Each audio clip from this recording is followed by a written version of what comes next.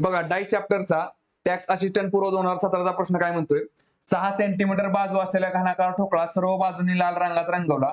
तो व्यवस्थित कापून त्याचे प्रत्येकी 2 सेंटीमीटर बाजू असलेले घनाकृती ठोकळे बनवले तर फक्त 2 बाजूंनी लाल रंग असलेले किती ठोकळे असतील?